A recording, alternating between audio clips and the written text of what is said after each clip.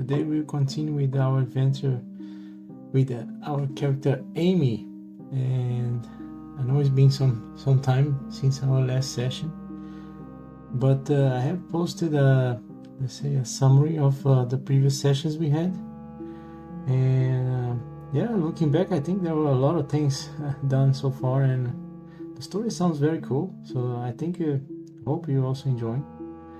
So I'm recording this mostly because it's weird to talk by myself when I'm doing these games, so just to get the thoughts out in a verbal form. But yeah, if you're watching and you're having fun, that's good as well. So, and so I'll not just do the summary again for the story, but I'll just give a brief overview of what is the current status of Amy, and also some remarks. So the first thing is there is a new role edit document that I updated, so I have now the version 3, as I call. I did an overall review of the different items there, the game mechanics, and I think there were some improvements based also on our game with Amy. So I have added some things that I realized while playing the game, which I didn't before we started this journey. For example, these random elements. So let's say when we had this injury right in the, I think it was the game shop or the gun store, that we had to crack the glass, but we scratch ourselves a little bit. Remember, I didn't have to, but I thought it would be a cool idea to roll a d6 to see how bad the injury was. So let's say if it was 6 or 1, then you can say it was a horrible injury, or maybe just a scratch. So you can kind of add randomness to the game. So I added this topic as well as part of the gameplay examples, which I think is quite cool, but everything is improv, right? So if you think it's cool, add it. If not, it's also okay. So it's just suggestions there. And also some of the I changed some of the other things. So for example, the improv table I changed a little bit as well. So I made it more generic and also a bit more to the point. So I think you like it. And what else was changed? Yeah, I also added the gameplay steps. So to say, okay, how do we start playing, and what is the, let's say, what are the repeating steps? What is the assumptions? What are the assumptions for the gameplay? And yeah, what else did I change there? I changed pretty much the formatting, so the document looks a bit nicer than before. But besides that, the gameplay is the same, so there's no change to that. I think I mentioned in a session that I was thinking maybe the special skill could be luck, but then I was thinking about it and maybe it's not a good idea. So I was thinking about another gameplay maybe in the future, which the special be quite a good addition to the game. So I don't think luck will fit to that specific genre. So let's keep as it is. So we have physical, social, and mental as our main ones, and then we have the special as, let's say, a way to fit in any genre. So I'll keep it this way. I'll not change so far. The other things, I think they are the same. So we have the outcome table with the different roles and tasks, and I think the important thing is to keep it clean, keep it fun, and not to overdo the, let's say, this translation between tasks and requirements for roles. And I was rewatching the episodes, and I noticed that I was very generous with the roles. So I was assigning sometimes low numbers. Then if I analyze now, I would think maybe they are not so low. For example, this encounter we just have with this guy with the machete, I think we should really need a higher roll there for the de-escalation. I mean, the guy is hidden with the family. He must be completely stressed, and it was, I mean, I think if I think back again, it should be above 10 roll, I mean, social roll. So yeah, maybe I was being too generous, but of course there's not a rule there, right? So I mean, the translation is done by the player, and the idea is to have fun. So I think it was fun, but maybe I'll try this time to be a bit more realistic or less generous, let's say, to the role requirements, because I think this is also an important thing. If there's no feeling of let's say progression here with the different dices, with the different dice number, that means that the leveling up or the leveling system that we have here is not really effective, which then would not make sense. So it is good to be not so generous with the requirements. Otherwise, I could do everything with a D10, for example. So why would I have to roll or to level up to a D12 if all my tasks can be done with a D10 or so? And we still have the D20, right? So meaning there are many tasks left here that we didn't even scratch. So yeah, so that's my goal for today. I'll try to be less generous, and let's see how it goes. Yeah, so that was the first thing. And the second thing is that I did a small mistake here. So we have added this karma system, which is also optional. So it's some idea I came up during gameplay to affect the luck, which is specific to this game. So the special I have translated to luck in this case, meaning that things that require luck, I'll roll a special, like for example, we had this car on the street, so I rolled a luck for engine start. So if I could turn the car on, then it will be a lucky roll. And then we have the karma system, that if I do some actions that are not seen as good, I would deduct, let's say, karma points here. And the karma points are affecting then my special luck. So if I'm not a nice guy, I'll not be lucky. So this is the thought behind, which is what the common conception of karma is anyway. But there is the mistake I did here is to have a CH. So I don't know where I came with these letters, but of course karma is written with the K, right? So okay, not CH. CH is for charisma. I mean, I guess I was playing D&D, and then that came from there. Okay, so correction done. So karma with the K. The other things, they look the same as we stopped the last session. So maybe I'll do the quick recap for the previous session, or for the whole journey we had. So this, you can see the post with the summary there. And yeah, so right now we have two modifiers actually. So one is in the luck, because I have 2 negative points from karma by shooting that guy. So the idea is that we entered the house, we knew there were people behind the couch, and we tried to scout or to find supplies there anyway. So I think it is a negative karma. We are desperate, so that doesn't make let's say, the action completely bad, but it's still bad. I could have done something else. And the physical, we have right now we have nothing because we had the painkillers, but in 2 hours we will have -2 because of the wound. So even though we were able to patch it up a little bit to clean it, so we don't have an immediate infection ongoing, we would still have a pain and would still impair us with the physical side. So I don't think we'll be able to do all the movements with the full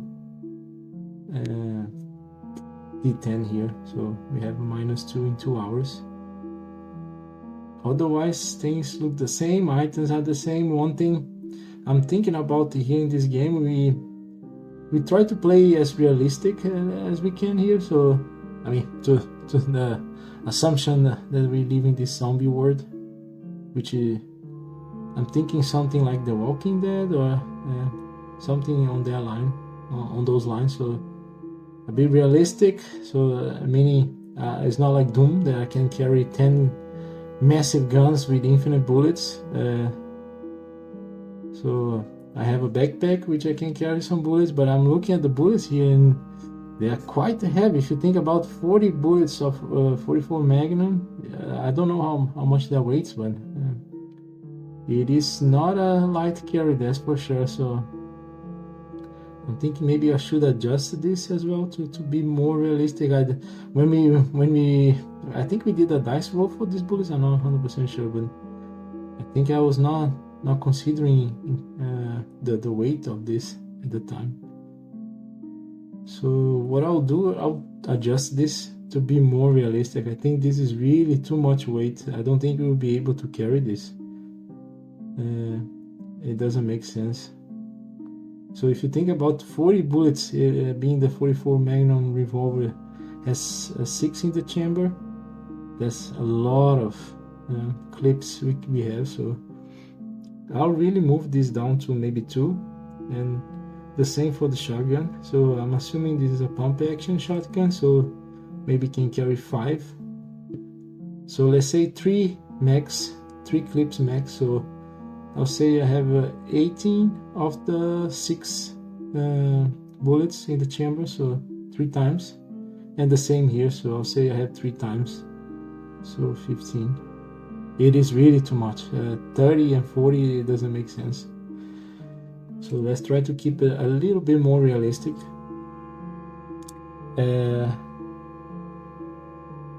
I think that's it. Yeah, so that's it. So we shot the guy. We went around the house. We were able to find some bleach, some gauze, and we were able to patch it up, clean, and now the bleeding has stopped. We had the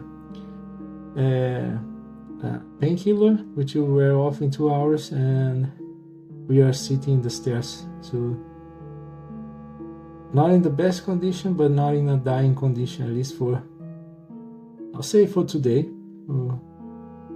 We don't know how this infection spread, if we might become a zombie or not, since the dog that bit us was a zombie dog. But that we have to see. Yeah, so I think what I'll do right now is, we had the 3 rooms upstairs, so we are sitting in the stairs, and there are actually 3 rooms there. 2 of them we already went, so one was the office, the other was the couple's room, and I'm assuming the 3rd one is the kids' room. So what we'll do again a roll there. So we go upstairs and then we try to enter the kids' room. So right now I'll not even roll anything for opening the door, because I'm already assuming the door is open. I mean, the house was open in the first place. The other doors we were able to open, and the kids' room, I guess, is nothing too special, but I think it's good to just check it out. But I will roll on an improv table there. So, and I'm considering the new improv table. So we have a d6. Let's see what we get. A 2. So the new improv table has someone gets involved, which is quite good. So that can develop our story. So we were hearing the cries from downstairs. So both the mom and the kid, the girl, they were crying, and we hear that this crying is moving up, or is moving at least. So they are not static anymore. So they are making sounds downstairs, and we start to hear noises in the stairs itself. So someone is coming up, and we don't know who, but we can hear them. So I think what would be a good idea is that maybe we try to firstly get prepared for this encounter. So right now we are inside this room. So it is the kids' room. So we are inside there, and I say we hide behind somewhere, or try to find. So maybe I'll roll here on a mantle to find somewhere to hide, because I don't think it's a good idea to be exposed if someone shows up. We know that they are completely affected by the shot we had in the father, which we're assuming is the father, and they might try to revenge or might try to do something to us, so we try to hide right now. And I'll roll on mental. I have D8, and since I said I'll not be generous this time, so we are stressed. Someone is coming up. We are scared as well, even though we have guns. But it's not. I mean, if they are desperate, even a knife can do big damage to us. So I'll say we need a 6 to be able to hide. Otherwise, we are not able to hide here. And if I look on the universal outcome table, a 6 is an intermediate task, which I think is okay, because just to be able to hide in a room, which is not a very small room, probably there are a lot of places, even behind the door. I mean, it shouldn't be so complicated, but I think it is. I said I will not be generous this time, so let's not be so generous. So 6, I think, is a good number, which means that if we started, so I think that's the part of the mechanic here. So we have our weak trait, and the weak trait we start with a D4, right? So if we had a weak mental, we will not be able to hide in this situation because we are too weak if he needs a 6. So there's no way I can get 6 from 4, right? So I think this is a good story. So you could have, we could actually hide with the D6 if you get a 6, but not with the D4. So I think that's the idea. That some situations there's just no way around it. You suffer the consequences because of the lack of the skill. Yeah. So let's do it. Let's do a 6 on a D8. No modifiers.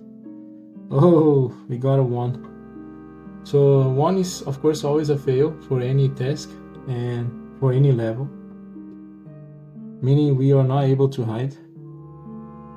So we are just standing in the front door, I mean in this room door, and just waiting to see what happens.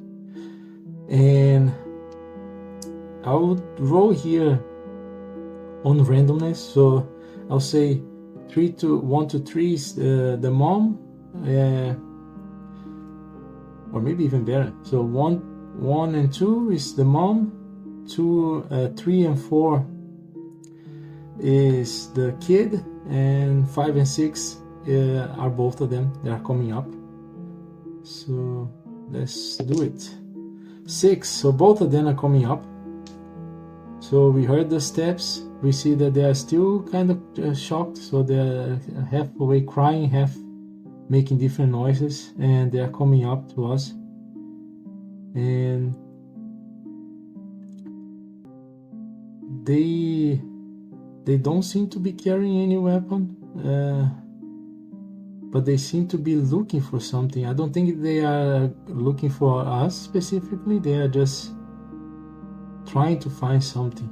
Maybe there is another gun in the house. Maybe that's why they are coming up. So we didn't find guns in the office or in the couple's room, but maybe that's what they are going for.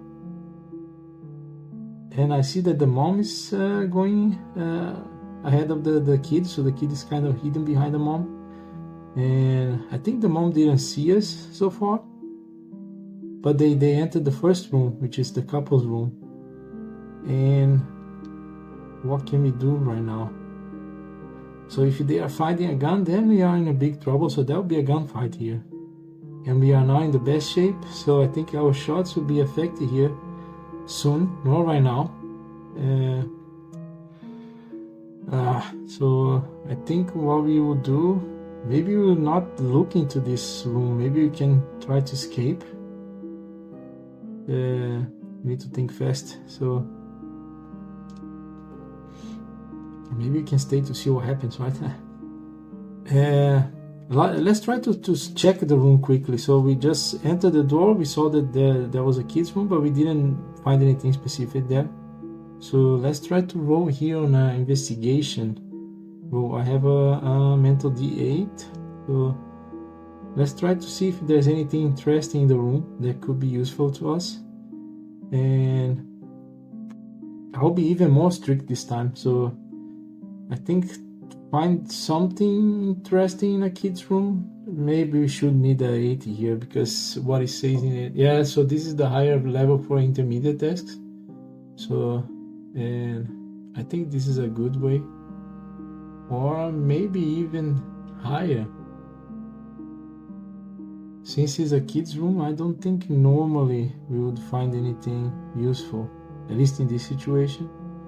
So maybe I'll say that this is even not possible, because we have to be some MacGyver or something, someone that can take anything and make a weapon out there or make an useful item. So let's say we don't have the required skill. So if you have maybe a mental D12 or higher, then we could think of something that we could take from this kid's room and make something useful. So I'll say it's an automatic failure because we don't have the required level. So we don't find anything useful in their room. So that's just a bed, some closet with clothes, and some kids' toys there, but maybe a doll and so, but nothing that would be useful with our skill level here. So I think what I'll do is try to run downstairs out of the house. So I hear that they are inside the room, and I hear that they are opening drawers, opening closet. Maybe they are looking for something there. I'm suspecting it's a gun. I'm suspecting that there's a pistol or something there. Yeah, and I'm not gonna wait to see. So I think what we'll do is we'll try to run out of the front door and go somewhere else. So I don't think this house is safe and useful anymore. I think this is a good idea. And a physical D10, I think to run here based on the table that we have, I would say we need also an 8, because we are running out of the house. There are stairs, so it's not a very easy thing. So, and we need to run around furniture, so we might fall. And maybe that's what we can do to combine the action, let's say the success, with some kind of consequence. So let's do that. So I have a D10 for physical. So this D10 goes from 0 to 9, but we consider that. And we still don't have the modifier, so it's still in 2 hours. But I believe we should do like if we don't get an 8, we fail. And if we get a 1 or 2, we get some consequence. So we fall, maybe even lower. So let's say 1, we fall, and then we have some very bad thing. Maybe we break a leg, or maybe we actually twist an ankle or something that would create an impediment here for our physical. Probably a negative modifier. And I think the severity of this issue is based on this value. So let's say 1, severity is very high, probably a broken leg. 2 and 3 is a minor severity, maybe a twisted ankle. And then above that we don't get anything. So just we are just not able to run so fast.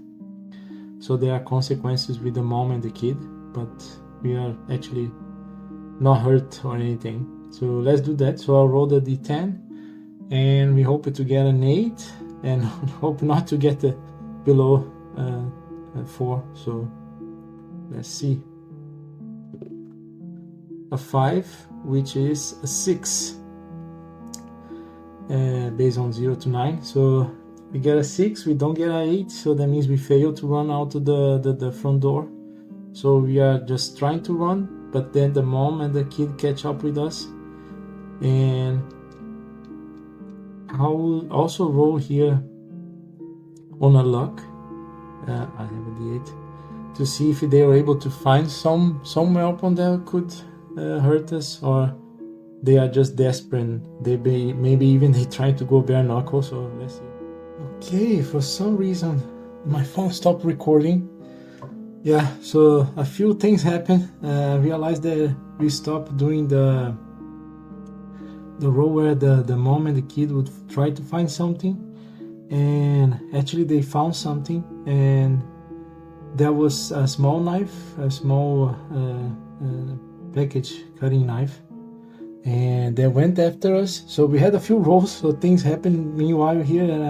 Yeah, so the phone stopped recording, so I'll just tell you what happened. So they found this knife. The mom was pointing this knife at us. The kid was behind her, and we were trying to escape this house.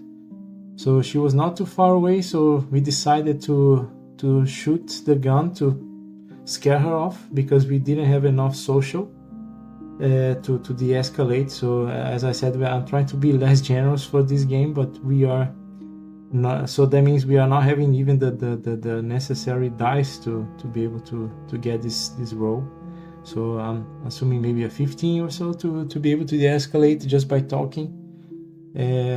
So we didn't even try to do that. So we just thought, let's do this, let's shoot this shotgun on the ground to scare her off, and then we will try to run away. But what happened was that we require a certain number, and we were not able to get this number to just shoot beside her, but not at her. And we even had like a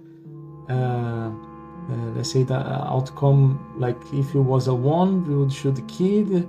If it 2 and 3, we would shoot the mom, but none of them were fatal shots, and we got a 3, and we actually shot on her foot. So she was down, she was bleeding, the kid was on top of her. We got negative karma because we shot her without really needing, so she was not really on top of us. We were just we were some meters away, so we could have thought of something else. So we got -2 karma on top of what we had. And yeah, so that was the situation. And we went downstairs. We realized that the guy was not moving anymore, so we're assuming that he's deceased now. So that was the summary. So I had 2 or 3 rolls more, I forgot now, but yeah, so the phone stopped recording, but I hope the story is there. So yeah, this was not a very fun house to be at, and we had many things that happened that were not really successful. And so the summary is, since we shot the woman without really immediate cause, so we didn't have to do this. We got a -2 on karma, total -4, which will give us -2 on our special modifier. And I also had a -1 on mental, because I think this whole situation with the family affected a lot Amy. So she's not a psychopath, so she's just a normal girl, works in a tea and so she's not used to these kind of crazy things, and she didn't want to do any of this. So she's also affected mentally, not just by the karma system, but also because who she is. So -1 on mental right now, and we are outside of the door. So we escaped this house, and hopefully the phone doesn't stop recording again. Yeah, so I think we are very close now to the promised bunker house that Jake's brother had. Yeah, so the phone stopped recording again, but yeah, let's try. So we are out the door, and we ideally are very close to the Jake's brother house, which has a bunker. So we hopefully are close to get some real medical supplies. And yeah, so I was about to roll a d6 to see how many houses were in the block. So we are thinking that we are in the block that Jake's brother house is. So that means we don't need to cross the street, and we'll try to do that. So I'll roll a d6 to see how many houses are in the block. I mean, it's like a square block, right? So there's like a block here, a block there, and then there are streets in between. So let's do 2d6 to see how many houses are there in this block. 1, okay, and then 3. So 4 houses in the block, meaning there's a house here, here, here, and here, and then the street around it. So we have 4 houses to go. 3 houses to go. We already went to 1 house, and of course it doesn't mean that the house will be there, right? So what we have is just these informations, but this information from Jake, but we have no clue if it is true or not, or even if we are in the correct place. We assume it is, but we don't know. So I think the best bet is to go in the next house. So there's a house just by parallel to this one, which we can check it out and see if that's the one. Or maybe we can even be smarter, because I guess if this guy is prepper, if he's a prepper, he'll probably have a taller fences than the other house, and he will have something that indicates that this house has some kind of a more let's say resilient build. Maybe there is like I mentioned, maybe there could be taller fences, maybe there could be different things that they can give away that the house is actually from this pepper guy. I don't know. So I guess what the best thing is not to just go and clear every house to figure out which one it is just by chance. I think it's better to just walk around the block and see if we can spot any differences in these 4 houses. So this one we already know is not, that we just came through, right? So we would check the next one. So let's go in let's go clockwise then. So we are here on this corner, and then we go around this block without crossing any streets. So we just walk around and see if this house on the back then has anything different. And what I'll do, I'll roam on an improv table. So we are walking behind this house, and we're trying to go to the one on the back, and we see what comes out there. So I'll roll the improv to see when we are reaching this house what happens. 6. Situation escalates. And this is the new improv table, just to be clear here. So as I mentioned in the beginning, I did some modifications to this rolled it document, and there is some, I think there are some improvements to the table itself. So the new 6 means situation escalators, and this I'm assuming is the situation with the family that we just came through, or it could be our wound situation as well, or it could be our mental. I mean, we can choose what situation escalates, so it's up to us to decide what to do with the events. But I'll say the situation with the family escalates. So we know that the guy that we shot in the beginning is not alive anymore. We know that the mom had this shot on the foot, and I think what can happen there is that the kid then is trying to do something. So I would say that the kid is coming out. So the kid is coming out of the house through the front door and trying to follow us. We don't know what the kid wants, but we see that the kid is looking for us somehow. And we are right now on the side of the house. So we walk from the front door to the side. And I would say we don't do anything for now. So we see what the kid does. So we continue walking, but the kid is still following us. The kid is trying to hide a little bit as well in between the fences. He's looking that we are looking back as well. So the kid sees that we saw her, and I don't know. I think this might be an issue later, but we know that she's following us now. We don't know why, or if she got hold of a weapon. I don't think the little package knife, little package opener knife will help her anyway, but she might be carrying that.